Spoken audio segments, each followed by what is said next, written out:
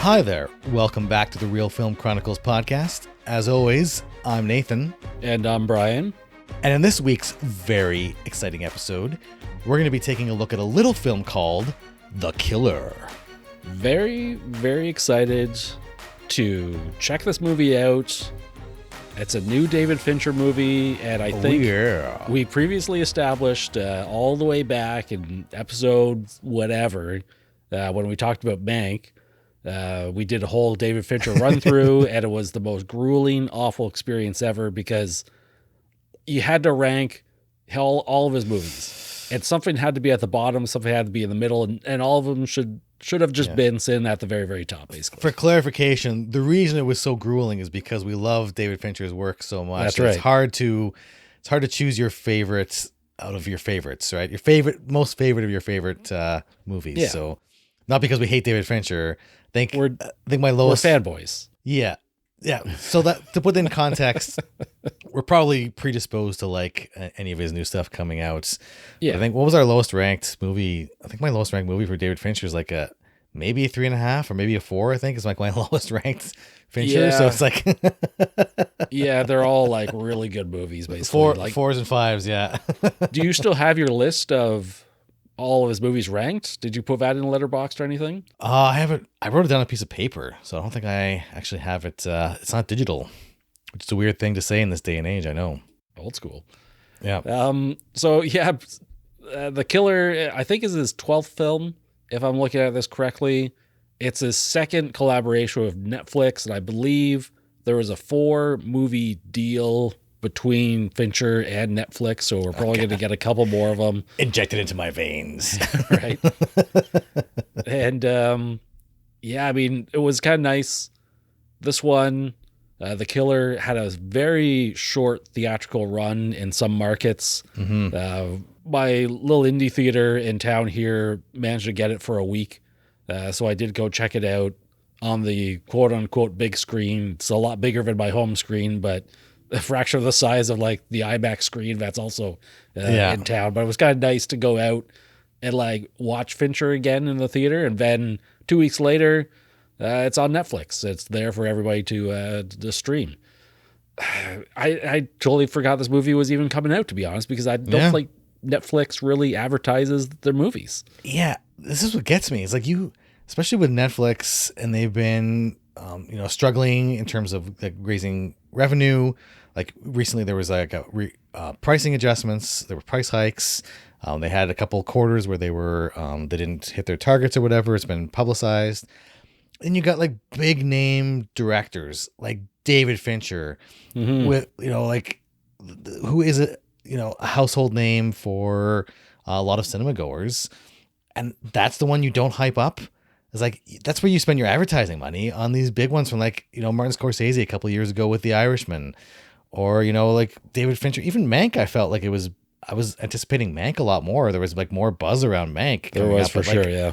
The Killer, like there was nothing outside of sometimes when I'd watch a film on Netflix and, like that at the end, or like, when you can either choose to watch the end credits or you have the advertisements pop up, and there would be like The Killers come up, but like there was no big push for this. And like this blows my mind that a David Fincher movie is coming out, being released to little to no fanfare. Like this is crazy to me.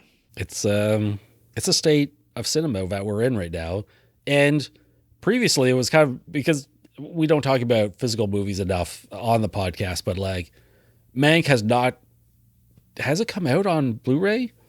Not to my knowledge, or else I would have bought it for sure. That's an instant buy. Yeah. I was thinking about The Irishman, Scorsese, of course, and Criterion, partners with Netflix to release some of their movies, and we didn't get that with Mank. We didn't get like any physical release for Mank. There are some directors we try and buy all their movies from, and especially someone like Fincher, who we both adore. And there's only 10 or 11 movies. That's a very easy, mini collection to add to your physical media shelf. And that the fact that Mank has never been released on physical media is driving us crazy. And The Killer is probably going to suffer from the same fate. I mean, I certainly hope not. I want to buy this movie. I mean, it wasn't a stinker. I'm not going to avoid this film or anything. So, you know, Yeah. Netflix, bring it on here, guys. Can I just say how weird it was? I was going through my collection the other day, as one is wont to do, and just like I've just pulled out The Irishman just to take a look at it, like the artwork and stuff. And it's so weird seeing the Netflix logo on a Criterion box set on the back of a physical release, to see Netflix on there. It's like that's so weird to think that it's a production company now as opposed to just a distribution company. They started off as like literally distributing, rent as a rental company, right? You'd rent movies through the mail, but just like it was really weird to see you used to see like Universal and all the big studios, but you see Netflix on there. It's like, this is a really weird. Even talking about the release schedule, where you see, it's in theaters for a couple weeks, then it's on Netflix right away. It's an incredibly strange time, or a transitory time for big budget movie releases. You see like Killers of the Flower Moon, Apple original. I think is Napoleon an Apple original as well. Yep. And they're getting theatrical releases, and then like a month later, or sometimes less than a month later, they're on these streaming platforms. Yeah. It's so weird. Even a movie like Talk to Me, I think we mentioned this before when we were talking, Brian. We saw it in streaming, and then it was out of the theaters the same time here in North America. It was I could buy it on Blu-ray, or I could go see it in theaters at the same time. It's like it's such a weird time as obviously the industry is transitioning with the advent of streaming services, and they're still trying to figure out that formula for theatrical releases, right? It's really interesting to watch that evolution happening in real time, where you don't like, this is a once in a generation kind of industry shift, right? And I'm glad there are some options to get more eyes on these movies, because a lot of people, they either can't go to the theater or they don't want to for whatever reason, so they subscribe to a service and they're able to watch it. It all helps movies, I think, in the end, but Get that visibility. Yeah. I'm sure there's some real negatives. We could dive into that, but you mentioned the Netflix logo on a Criterion release. It's also weird going to the theater and seeing the Netflix splash screen come at you on the big screen. You're like, yeah, Netflix. And I wanted to take a moment to call out Apple, because you talk about Killers of the Flower Moon, an Apple original movie. They need a better splash screen, like a better logo screen. Like, I understand it's just like, here's an Apple original film. It's like, guys, come up with a little better name here. Come up with a little animation or something. I don't know. Just seeing that on the big screen, it wasn't the same as like Netflix. Like the Netflix splash screen translates from small screen to big screen and back and forth quite easily.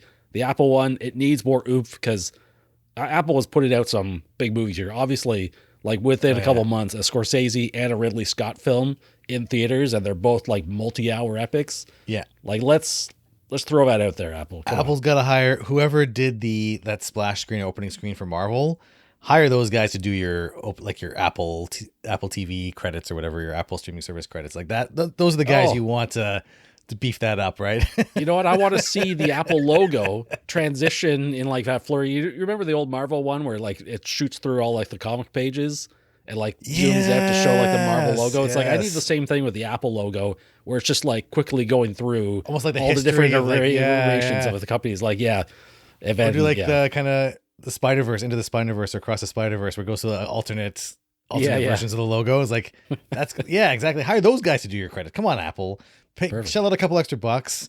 Like, make this feel like, make sure that like you get your brand name out there. You know what? With the right amount of money, I'll go out and find those guys, and we'll make a new one for you. For a tiny little finder's fee, we're happy to partner with Apple to track down some great graphic designers for you, some visual artists. Yeah. Oh my goodness. So I mean, you heard it here first. If Real Film Chronicles has put out the offer to Apple, if we end up doing this partnership, man, we got to talk about Genesis, right?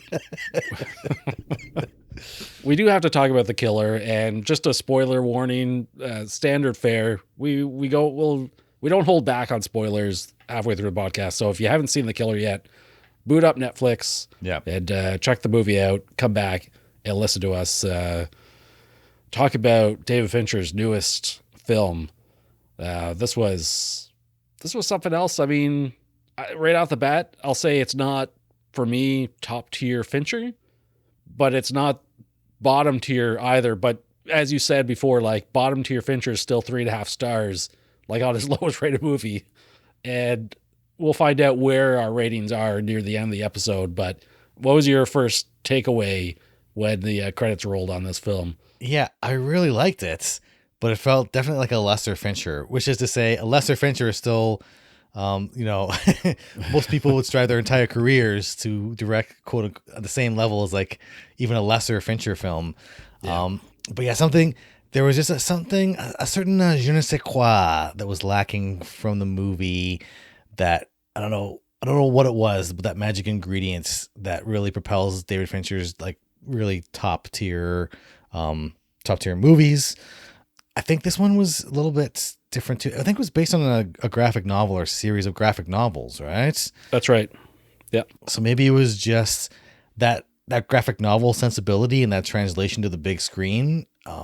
Maybe there's something. It was a little bit different for Fincher to do. I think it was the first time he's done a graphic novel adaptation. And maybe it was a little bit of a disconnect between that translation between media.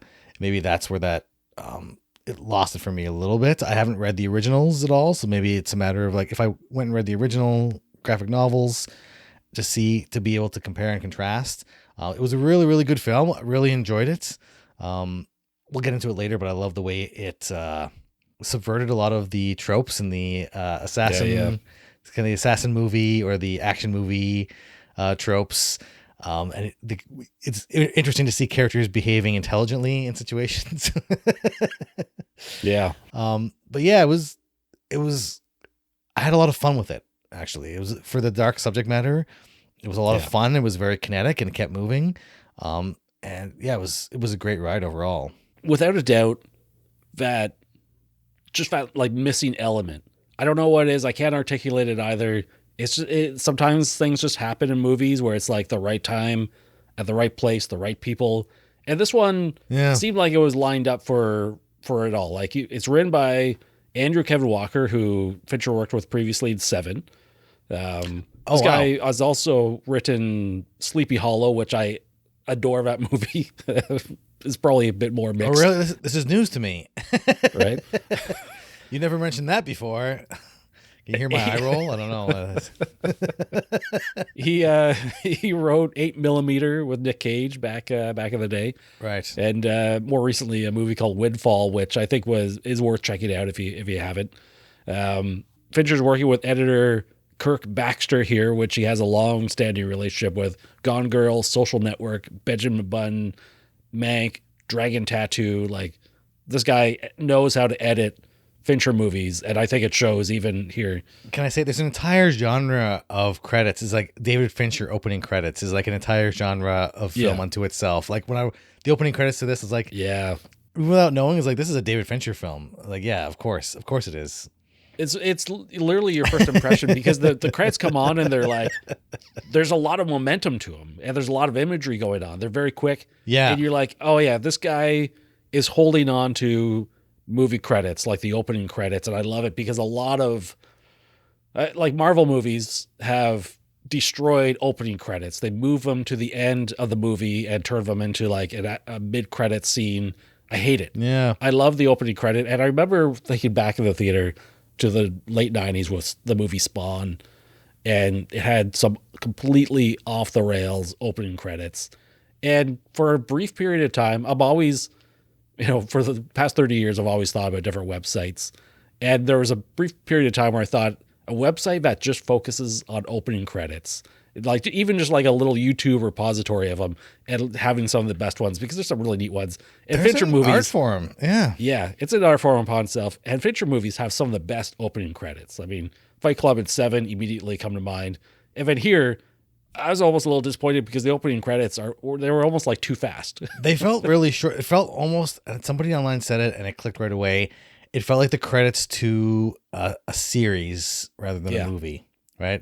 Like you want to get through like opening credits really quick to get to because you have limited time in an episode. And that's what it felt like almost. Like, oh yeah, it felt really, really short. It's like, oh, was this originally conceived of as a Netflix limited series or something, and then it was like, oh, and it kept building and building. It's like, oh, well, we'll make it a full length feature, and like, is this what the 4-movie deal is? Is it going to be like adapting more of the comics, or not the comics, but the graphic novels in the series? I don't know. I felt like it was something put in by like the executives of Netflix, because I've seen that those comments before about working with these streaming services where they figure out if people watch past like the first 2 minutes, there's a certain chance they're going to like tune out. Like they'll just going to stop playing if nothing happens within 2 or 3 minutes of the movie. Right. And that's so immediately I'm thinking, okay, those are fast credits because they had to do it within 60 seconds because they know from all these algorithms that 60 seconds people tune out. But if you make these credits like fast paced enough, people will be like, oh, that was interesting. Let's continue watching for a few more minutes, right? Which is too bad, because it's a weird thing to say, but I actually wanted more credits. Yeah. Like the credits in a David Fincher movie, and especially The Killer, they're so engaging. I want to spend more time with the credits even. Yeah. Oh, well, exactly. Right. There was, even I started rewatching it and I'm just like, man, there's not enough time for me to read the credit and then see the imagery that's going on in the background as well. Cause it's like little things. I think it was a montage of like his previous career, not his previous career, his career as an assassin, that was playing out through the credits. But David Fincher was an assassin? I guess I'm talking about the killer himself, played by Michael Fassbender, who is an actor that I've always respected. He's done some interesting things, but he hasn't done much lately. In fact, this is his first movie since X-Men Dark Phoenix in 2019, where he would have played the younger Magneto. That was Michael Fassbender's last movie? It seems like a long time ago. Maybe he took a hiatus. I don't know. Now that you say it, I can't name a recent movie with Michael Fassbender. But if anything, it's just like, oh, he's going to come out for a David Fincher movie, and as soon as I see Fincher and Fassbender together, be like, all right, they must have something cooking here, right? Oh, yeah, for sure. Also, talking about the entire package, I think that Trent Reznor and Atticus Ross are back to do the music to the score for this movie as well, who are regular collaborators with David Fincher as well. Even something what I would count as a lesser, quote unquote, lesser Fincher, like Girl with the Dragon Tattoo, like the music in that score, like it stands out in my mind still, right? Is like, how dare you put the word lesser and the Girl with the Dragon Tattoo in the same sentence? Well, I mean, the original Swedish one was just better, a better adaptation of the book. I mean, I think I've triggered Brian. No, that one, I have no comment. I've seen the original Swedish version. I don't remember it very well, but I've seen Fincher's version numerous times. Fincher's version is great as well. It's just like, for me, it's like, again, yeah, I think I still ranked it like 4. It's like 4 to 5 stars for me. So it's like, I love the movie, but it's just not the very, very best of David Fincher.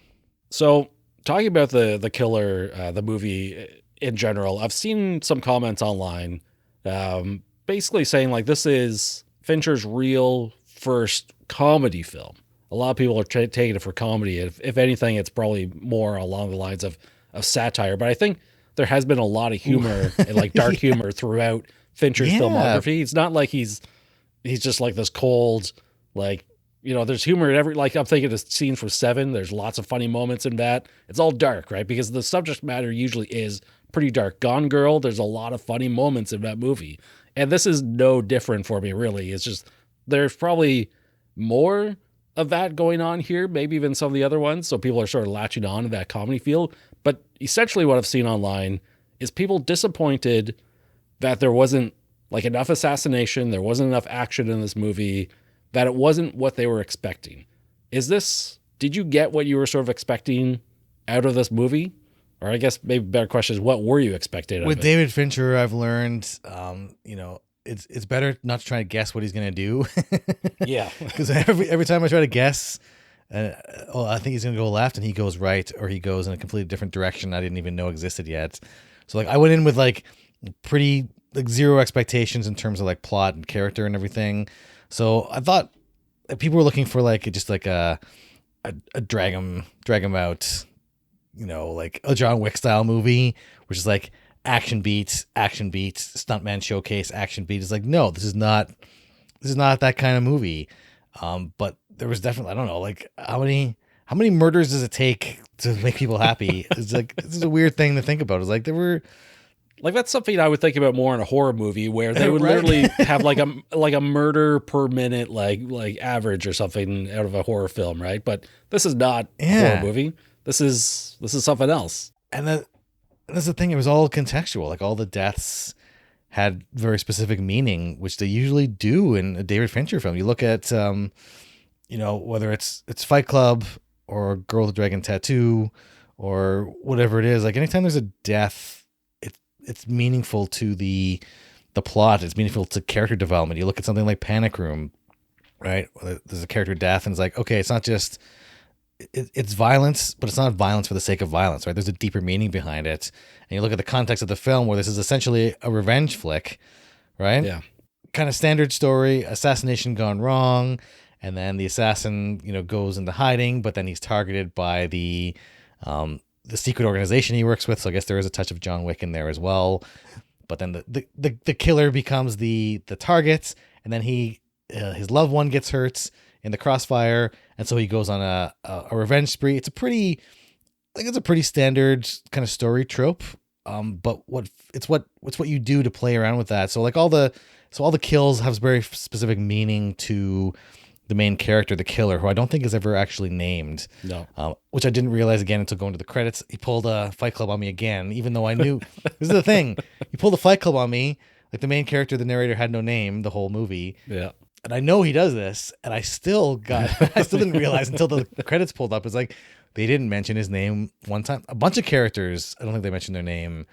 No, at all, like there's right? And it was basically crazy. you have like Fassbender, the killer. You have the expert, that's Tilda Swinton. Yeah. The lawyer, who I think maybe does get a name, but the other assassin, I think is just called the Brute. Yeah.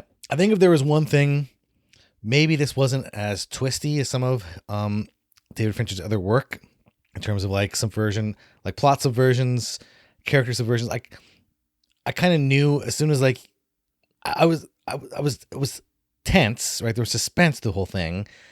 But it was just like, okay, it was a pretty straightforward linear plot. There were no really big twists in it, which doesn't have to be crazy twists. Like you look at something like Panic Room, that's not a big, really crazy twist. I don't think it's a pretty linear plot.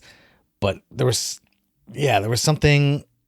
There was just a little bit something missing. Whereas like I with Fincher, I expect to have like the rug pulled out from under me a little bit more thoroughly, maybe, or have the wool kind of pulled across my eyes a bit more and have a bit more misdirect. But this one felt like, okay, it was good. Killer going get revenge, and he got revenge against some of these people, but it just felt like, and that was it. Okay. Yeah, there wasn't like any real extra like depth to it all, I guess. Like I'm not thinking about a lot of stuff outside of that, I guess, from just like the straightforward plot. Yeah. And it's kind of interesting. Like there's definitely the John Wick comparison, and John Wick has like gone full into the lore of the world of assassins that I'm kind of in on, but also not liking at the same time. Like the first John Wick is great because it's that very simple revenge story, and a revenge story can be very satisfying to watch. And that one, you're like, he's doing this because his dog got killed. Obviously, it's a tie to his wife and everything here. This one, no, his girlfriend was beat up. She's still alive. And he goes on a revenge kick, right? But it's a very targeted, it's just like these people are going to die for these reasons type of thing, right? I just wish that the killer had a bit more trouble taking some of the people out. Like the one fight with the Brute obviously is like, hand-to-hand combat against somebody who's like 100 pounds bigger than you is like, you're kind of on the defense on that one. But the rest of the people is like, it was like the suspense was like when he was going to kill them, not if, right? It was always like he had the upper hand, even though at the beginning, which I really liked that whole opening monologue. Even though like it felt like it was jumping from like topic to topic, but it felt like you were in the killer's mind because he was like trying to fight off boredom while he was like scoping out his target. It's like, that's exactly the kind of like, train of thought that you'd go on if you're sitting there trying to stay focused. Like, oh, you think about this and you think about this and you think about this. It's like, it was kind of cool. But he talks about how he's like, I'm not exceptional in any way. I'm an average guy just doing my job, but like what keeps me focused is, if there's kids in the room, I do not give a fuck, right? It's like I get rid of, never. He has his little rules there. It's like you don't, never empathize with your targets, don't, only do the job you're contracted for, et cetera, et cetera. It's like he's not exceptional. He's an average dude who just does his job. He's really, really good at his job, right? He follows the rules really, really well. And I would have liked to see a bit more struggles as he went through it. So just that one big fight where he had some struggles, but everybody else he comes up against, like, no, I'm just gonna kill them. I was like, and he does. I was like, okay, it was kind of cool. Like it was cool, but it was like I would have liked to see a bit more hardship on his part. All right. Well, here's the thing. I think each kill was a struggle for him. I think he is this professional who is good at what he does, and he even says like he's not special, but he's batting 1,000, right? Which I think it was kind of a neat way to put it. But on the very first kill in the movie, this assassination, he screws up. Everything he's talking about, he screws up. And even him talking about like getting the space and everything, midway through narration, and he's talking about all these rules, somebody literally walks into his hideout and they're just like delivering the mail, right? But it's like, oh my God, he was not prepared for that possibility. And one of his rules, I don't know if he said, but like you get the impression because of the heart rate monitor, he has to get down to 60 beats per minute before he pulls the trigger. He does that and then misses his shot, right? So it's like he's not perfect. If anything, doesn't really miss. It's the dancer there, the dominatrix, gets in the way at that exact moment. Misses his shot because he doesn't kill the target, right? Which sets the entire events of the movie into motion. So he screws up the assassination. There are previous. Yeah. He could have taken better shots before then, but he was playing by his own rule of waiting until his heartbeat was low enough so that he wouldn't miss the shot, and then he misses the shot. That's why you get a bit of that comedy. That was people in the audience laughed out loud when that happened because it's him 100%. talking for multiple minutes on like all these things that make him perfect. Perfectionism, yeah. And exactly. And in the brute fight, he throughout the movie, previous to that, and even during the brute fight, he said, anticipate, don't improvise, right? Yeah, I love that line. And the exact moment he says that line during the brute fight, he is tackled from behind by the brute. He did not anticipate that. He screwed up again, where he is improvising throughout an entire fight to the point where he's stuck behind the thing, reaches into a drawer to pull out a random item. It's like asking the audience in an improv comedy club, give me an item. Yes, and the movie gave him a cheese grater, right? That was such a great moment too, yeah. Yeah. And so it's like, it's constantly subverting his professionalism. And I think from what I understand, it's like, yeah, he is really good at what he does. Clearly, he has tons of money. He's well prepared, but he had one bad shot, one bad day at the office, so to speak. It sets into all these events. And then as the movie goes on, because they go and almost kill his girlfriend, it becomes an emotional game for him. So he starts taking more risks, and he's not as prepared. And I think it's that bit of deconstruction of like that assassin trope being perfect all the time that kind of works for the movie and makes the character really interesting, for me at least. And I don't know if you want to say something here, but the other element I saw online was Fincher himself is a perfectionist, right? He'll take 50 takes on certain scenes. Notoriously, yeah. And this is almost a self-referential element of the movie where he is the assassin in this film, right? But he's going to have bad moments here and there, right? It's just like it's a chance to sort of poke fun at himself for being so perfect all the time, but nobody's really perfect. Well, I think there's some commentary to be had, maybe some philosophical commentary about like, yeah, you can plan out everything to a T, but sometimes things just happen, like things that you can't anticipate or you can't improvise around. So you can be as well organized and as meticulous as you possibly can be, but sometimes life just happens and you kind of have to figure out how to roll with it, right? So that was interesting. I think that was some really, really interesting commentary. The other thing that there was a little bit of a twist, I guess, where it turns out that he did have a personal life and he had a girlfriend, which like all of his talk at the beginning, where it was like, I don't know if he would fit the definition of a psychopath or even a sociopath, because they're devoid of empathy entirely. but he can clearly form relationships, right? He has a relationship that he cares about somebody. So it's really interesting where it was all, I think he talks about this in his opening monologue. It's like, it's all purely mechanical, where he's able to disassociate himself in what he's doing and share no, and like, he's able to control his empathy in a way. So that's a really interesting take on it, because it's always so easy watching these, movie characters and like, oh, this guy's just a pure psychopath, and it's easy to kind of hand wave that away. But it's more interesting to me to have like, well, what about a person who does have emotions, and this is their line of work? How do you compartmentalize? How do you justify? How do you rationalize? That to me is more engaging. And so when I found out he had a girlfriend, that added a layer of depth, I think, to the character that you wouldn't have had otherwise. And it's really interesting too. Like, they had their underground assassin worlds, which was, I guess it was interesting. It kind of makes sense. It was started by a lawyer, and it sounds like the killer was initially a law student, but then his professor or his fellow lawyer saw something in him. It's like, oh, we can start an assassin for hire business, but make it purely a business, right? It was nothing personal. He saw something in his like, oh, you're able to compartmentalize your emotions. We can make a lot of money by, murdering rich people for other rich people. Yeah. It was really interesting. It's like, oh, it was grown as a business, and it wasn't some vast underground world like John Wick. It was kind of a more quote unquote grounded, just like, yeah, murderers for hire, a bunch of people who were just, yeah, we'll do this. This is their day job, right? This is like, their day job just happens to be killing people. Like, that was a really interesting take as well. I like, it's always kind of cool, those underground stories, like, there's a secret society or a secret sect of society going on just below the surface that only a couple people know about. That's always engaging. I love those kind of underworld stories. Well, here's what sorry, go ahead. Yeah, no, this one just felt, it was really, really cool. I always loved that. It was a plus for the movie, I think. It was just really neat. It's like, oh, it gives like a hint of world building and backstory without going off the rails and like doing a giant exposition dump. You learn so much about the world just from a couple brief exchanges with the lawyer and the killer. It's really cool.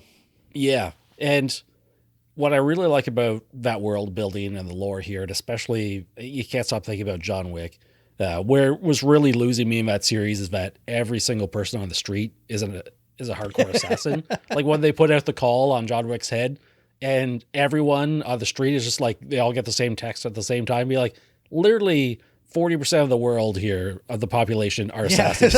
There's like fewer people in New York who aren't assassins in John Wick world. And in this movie, it's really pulled back a lot, where it's like, this feels very grounded. It's like the lawyer guy who's sort of organizing this, we don't get a sense of how many assassins he knows. He may not even have them directly employed, but he's like sort of like a contractor where he's finding the right people for the right jobs. And he's just working in a nondescript building in an office. He has a secretary, and there's not a ton of security. Obviously, a locked door. And I love that method of like showing the killer, like how he gets into it. The disguises, all the like the social hacking, right? Yeah, just like counting how long it takes for the door to slowly close on its own. You're like, okay, it takes 8 seconds, so you got 8 seconds to get in there when the last person goes. I like that stuff, but there's no extra security inside or anything. It's very low key operation. So I like that it's not like ingrained into the how the world is running exactly. I like there weren't any special gadgets, right? When he goes to torture the lawyer, it's just like he gets a nail gun from the hardware store, pays a couple guys to go in to buy it for him with cash. So he's like always distancing himself. I like there were no like secret trap doors and secret rooms and stuff. When he just has like a storage. He said he got like storage lockers rented in 10 different cities or something. It's like a storage locker. It's like he's hiding in plain sight. It's like you don't have time or resources to build secret passages in your office building. It's like, of course you don't. And the lawyer says like, yeah, I just have everything on my 2 laptops in my office, because like he's running a business. He's thinking about it in terms of business, not in terms of some grand conspiracy. And then he goes to the lawyer's house after he kills him, and the secretary's there. It's just like an old style Rolodex with papers. It's like, yeah, it's like nothing. It was her house, I think, or her house maybe. Yeah. Yeah. Also a note on how like, yeah, he ties up his loose ends. He kills the secretary in the end. You think maybe he's like, oh, he's going to let her go, but no, she was part of the whole thing. Yeah. But he does fulfill her request of like, he leaves her body to be found. So he makes it look like an accident as she requested. So her kids have clothes. Yeah. He breaks her neck and she falls on the stairs. So it looks like, oh, she could have broken her neck going on the stairs. Like, okay.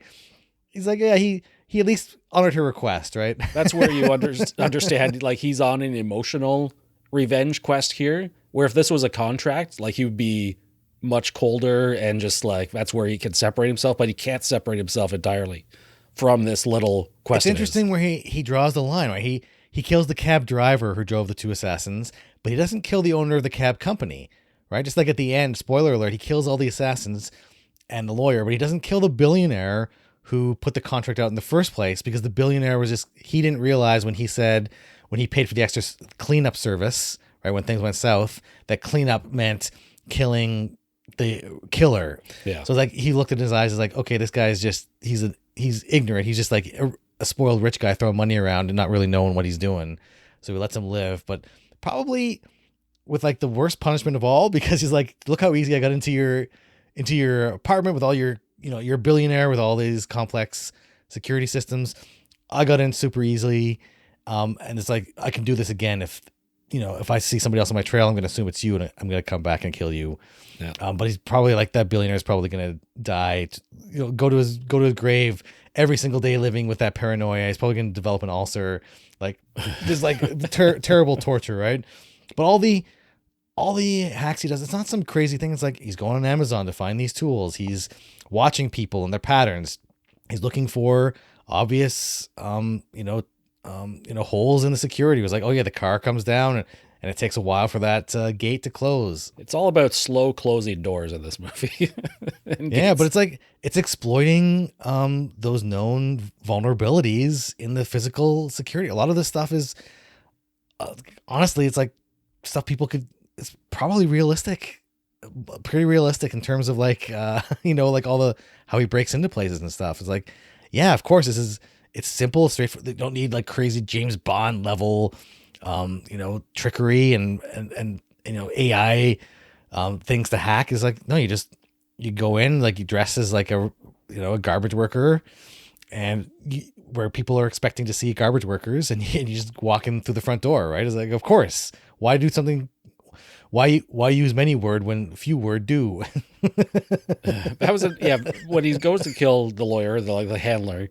That was another funny moment where he gets it wrong, right? Because he nail guns the guy's chest, and he's telling him, is like, you have about 7 minutes to live, so give me the information. And as he's saying that, the guy dies, right? He's just like, oh, he didn't quite pull off that hit as well as he thought he would be able to either. Because he was like, there's some unknown variable. Because like, oh yeah, mid-40s, doesn't drink, doesn't smoke. He should last for like 5 or 6 minutes with those three, things, the 3 nails in his chest.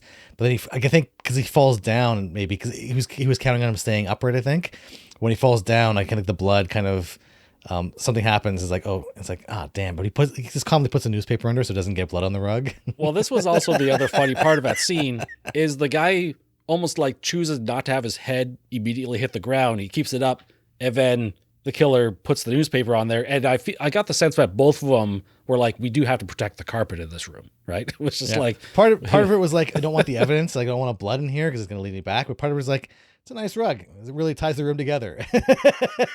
So those are some of the funny moments where it's just like, it's pretty dark what's going on here, but it's also kind of amusing. Like, this is in line, like all of Fincher's movies have that dark humor in them. So for somebody to say that, it's really interesting to hear those comments online where people are like, oh, this is his funniest movie ever. It's like, I don't know if have they really watched his other movies then? Because like, they're all pretty darkly humorous. I don't know.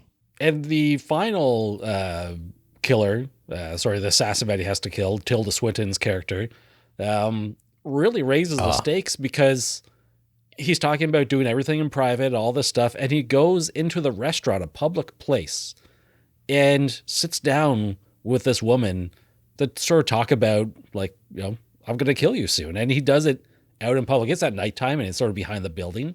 But there was a real sense of tension during that entire thing of like, is she going to outsmart him in this scenario? Because we've heard him talk at the end of the movie about knowing when people are following you, and he's paranoid throughout the film too. Like he remarks people on the plane thing. He's like, oh, this guy might be part of the system that's out to get him, right? And it's just like, she would be having the same thought process too. Like, we don't know exactly her skills. And even to the point where she orders a special drink and offers him a drink. It's like, come on, this could be a poison drink. And he eventually does take a drink of it. And After it's just like, only after he watches her take 4 drinks first, right? Because she says what I was thinking as an audience member. She's ordering something from the kitchen, well-known, like the restaurant knows her. It's gonna be poison, of course. It's like, and he just sits there, doesn't take a drink, doesn't take a bite of the meal. She's like, she gets like, oh, it's not poison. Like, I'll eat this right now. It's like he's not having any of that. Evan does away with her in the back.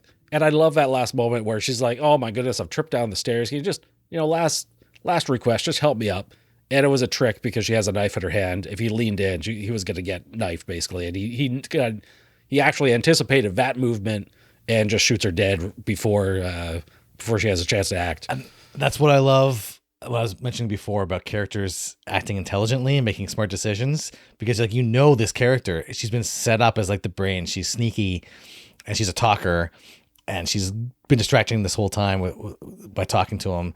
And when she falls down, I was like, help me up. I was like, don't help her up. This is obviously a trick. It's obviously a trap. Like, she's a trained assassin, and you see him like, no, just like boom, shoots her right in the head, and she falls down. You see the knife in her hand when she rolls over. It's like, yes, the character made an intelligent decision. And it's like, it was in keeping with his character, right? It's like, you think about these things through. It's like, it was somebody else from work, right? You're outsmarting them. But it was interesting too, where he's comparing like, oh, it was interesting. It was almost like a Dexter-esque. It's like similar to Dexter, right? Where he's like, when he's meeting up with whatever serial killer he's going to kill that season. But when he goes to Tilda Swinton and he's like scoping her out, he's like, oh, she chooses to live in a suburban neighborhood. Cause like everyone, like even the guy down in Florida, the brute, he was in a house kind of off the beaten trail.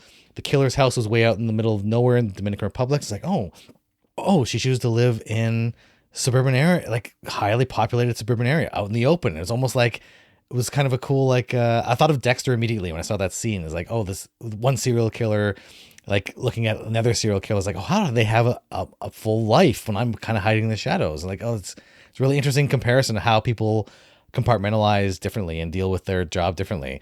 It was a really neat character building moment that didn't draw attention to itself, but it was like, yeah, everything with Fincher is so subtle. I love it.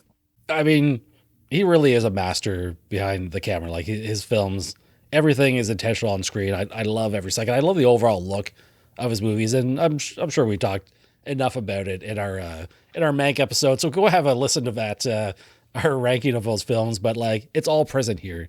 It's all really neat. Whatever he's doing, just like I love watching it unfold on screen. Yeah, and I've been critical recent movies where everything's so dark on screen you can't see what's going on. I think I mentioned this in our Prey episode. But this one, the main action scene, one of the big action set pieces is, the killer fighting the brutes in his home. Everything's darkly lit, but you can still see exactly what's happening. You can follow every action beat. Every action beat builds on the last one. Every hit is logical, or it makes sense within that world, and you can see clearly everything. There's an art to lighting dark rooms and dark environments where you can still see everything. Black Panther 2 was another big offender for some night scenes where you can't see anything. But yeah, David Fincher, he needs to give some kind of masterclass in Hollywood on how to properly light a dark scene. Oh, it's tremendous. And like, I don't even, I'm just thinking about more Fincher stuff. Like we've had the Mindhunter Netflix TV series there, and all that stuff comes through there. You're like, my goodness, like I love it. I was almost disappointed that it wasn't like set in the 70s or the 80s, because he's so good at like making his movies look proper. Like Zodiac in the 70s just looks so good. And his attention to detail, he goes above and beyond to make sure like the skylines are proper and everything. It's just like everything will be accurate. This felt a little like generic, I guess, in a sense, where everything is just modern and didn't feel as exotic because it was set in modern times. Speaking of Zodiac, I was actually reading an article online the other day. Some news nerd pointed out that even the typewriters in the newsroom, they were the appropriate typewriters, and like even down to the model that just changed slightly from like the 60s to the 70s. And they could tell, it's like, oh yeah, like he literally got the exact one from that model from that exact year that would have been there. There's like a slight couple changes that nobody would have noticed. The general viewer wouldn't notice, but like that's how That's how detailed David Fincher goes. It's even like a typewriter on a desk in the background is period specific. And yeah, like maybe movies set in modern times, it's a little bit harder. There's more mystique of something set in the 70s. It feels like there's something more exotic about that time frame because we weren't really, neither of us were alive during that time frame, but it's far enough removed, even from something from the 90s now, set in the 90s where we were alive. It still feels like it's removed from our time. So it's like, oh yeah, it's that there's something about that period specific setting where it feels a bit more removed, a bit more, outlandish, or, a bit more fantastical maybe. Maybe a couple of years when we look back on this, it'll be like, okay, it feels very period specific and period appropriate. But yeah, there's a bit of that mystique missing, I guess. That temporal mystique, I guess, was missing. Any other comments, observations, critiques before we head into our ratings on this film? No, I think we covered everything. It was, I had a lot of fun with this movie, considering the dark subject matter about assassinating, people getting killed in varying degrees of blood and gore. But I was riveted the whole time. There was still a lot of tension, even kind of knowing how some of the beats would go, and even not having the kind of, bigger twists that David Fincher is known for. It was still very, very tense in a lot of scenes. Michael Fassbender, I don't know why he was taking a break, but he needs to be in more movies. Like, I felt like for a while he was one of the big A-list stars that was like in every movie, and for a while there he was in so many movies, and I want to see more of him. And if part of Fincher's deal with Netflix is to make more sequels to The Killer, and I'm all in, right? If also it just so happens that part of the deal is David Fincher doing these other movies and he gets the clout to then make Mindhunter season 3. Hey, I'm cool with that as well. Whatever you want, Fincher. If you want to make another movie or make Mindhunter season 3, or whatever you want to do, but Mindhunter season 3, definitely. If that's up your alley, I'm not going to complain if Mindhunter season 3 is what you want to do, David Fincher. Unfortunately, I think the Mindhunter dream is dead, but definitely, I'm sure everyone would welcome more seasons of that show with Fincher behind the wheel. Ratings. We use the 5-star system with a possible on top of that. Out of 5 stars, what do you give The Killer? My initial reaction was 4 out of 5 stars. It was it was a really, again, this is for me a lesser Fincher, but it's still 4 out of 5 stars. I want to make this clear. I really enjoyed this movie. The only reason I would be disappointed is specifically because it was David Fincher and because I have, I guess, those elevated expectations, very, very high expectations from Fincher. Maybe he's his own worst enemy in terms of just because he's so great. Yeah, well, it becomes a problem after a while. The Killer, I had a lot of fun with it. 4 out of 5 movie. It's not a terrible rating by any means. Just wasn't as good as I think some of the other movies. That may go up for me, maybe 4.5 when I watch it again. We'll see. But 4 to 5, that feels like where I'm going to land for the time being. How about you, Brian? What did you rate this out of 5? 4 out of 5. Again, it's just that seemed like an appropriate spot for it. I did try and watch it again, and I got about an hour and a half in. It was the second movie in a Saturday night double feature. I was getting pretty tired. I ended up falling asleep on the couch. Yeah, that's fair. So I didn't see the end of it again, but I was like, I look forward to seeing this. I really do hope it gets a nice physical release, and I want to watch this movie in all its glory. It's David Fincher stuff, and the story here is good. It's a nice revenge movie. It's not too complicated for sure. Like we said earlier, it's kind of a straightforward little adventure, but there's enough going on with the characters that they feel really pretty well fleshed out. I think there's some nice interpretation when you start reading about things online. People are kind of taking the movie in different directions, so it's spurring some good conversation out there. Yeah. And everyone who's just no, there wasn't enough action or anything, it's I don't know what to tell you. This one was perfectly good, and especially for the runtime, everything just fell into a perfect puzzle. Every piece was just great. I mean, most of those movies are like that.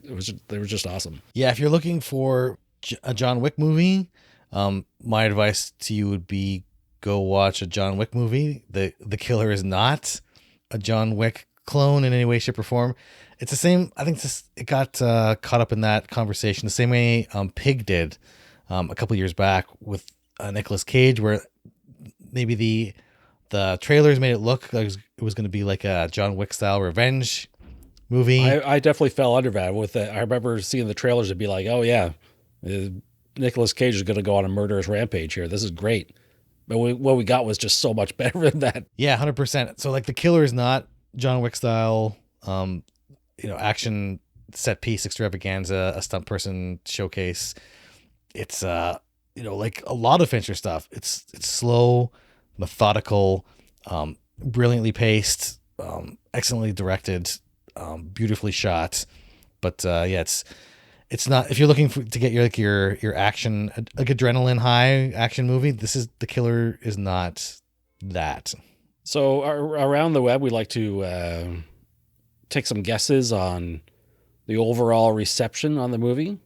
And up first, we usually talk about Rotten Tomatoes, and they use the percent scale, 0 to 100. Play along at home, see how close you can get to the Rotten Tomato critic rating. Nathan, what do you think the critics landed at for this? 84%. Very close. 85%. I almost had my second bang on. A second correct answer. They also measure the audience rating, same scale. Where do you think the audience is ranked on this? 92. Oof. Oh, 66%. 66. What is wrong with these audiences? What's wrong with these damn kids? And to be fair, I don't know how accurate who knows how accurate these things are. I mean, it had a small theatrical run. It came out on Netflix at the time of this recording 3 days ago. Yeah. Or 2 days ago, I guess. And it's just like, I don't know how much they played of that. In any event, IMDb, 10-point scale, 0 to 10. What do you think its average is amongst its users? IMDb, let's go 7.7. It's a 7.0. That low, huh? Yeah. I think there was, I don't know if it was expectations, but I think we sort of touched on maybe what people were a little confused on for this movie. But the Letterboxd users, what do you think the Letterboxd average is here? Letterboxd? Well, now you got me thinking. I don't know, maybe like a 3.2? A little higher. It's a 3.6. Okay. It's not bad. A bit more respectable, yeah. It's no Killers of the Flower Moon type ratings, but it's still up there. Okay. Yeah, no, it hasn't been getting, this is the thing too, it hasn't been getting a lot of buzz. It makes me wonder if, there've been more trailers out, and it's like, I think this helps set people's expectations. One of the roles that trailers serve is to, help kind of set those expectations. And maybe you see, maybe all advertising isn't bad. Is that what we learned today? What is this world coming to? It's true. Like, I was at the theater for another movie with my friend, and we were talking about The Killer a little bit because there was a poster for it on the wall, and I'm just like, I thought this was supposed to come out near the end of October, and there was like 3 or 4 days left in October, and lo and behold, it comes out like that Saturday. It's just like right at the very end. There's no advertising. There's just very much under the radar. And that definitely affects it. And it's funny because reading about Netflix, they release movies in the theater for a couple reasons now. I think one is for the awards, possibility of like being eligible for different things. But a couple years ago, I think it was the sequel to Knives Out became a Netflix movie, and they gave it like a 1 week theatrical run, if that, and then released it onto the platform right away. And the executives have said it was a mistake to do that. They should have left it in theaters a lot longer because it did huge amounts of money during that 1 week. And at the theaters where it was released at. And then they pull it and just release it on streaming. It's like they left millions of dollars out there by their own admission. I think maybe they saw this and were like, this may not have as wide of appeal as something like Glass Onion. But, I'm glad it got some kind of release out there. And Apple doing the same kind of thing, releasing their movies for a little bit longer, perhaps, and then put it on their streaming platform. Everybody wins. Everybody wins. Hey. Hey.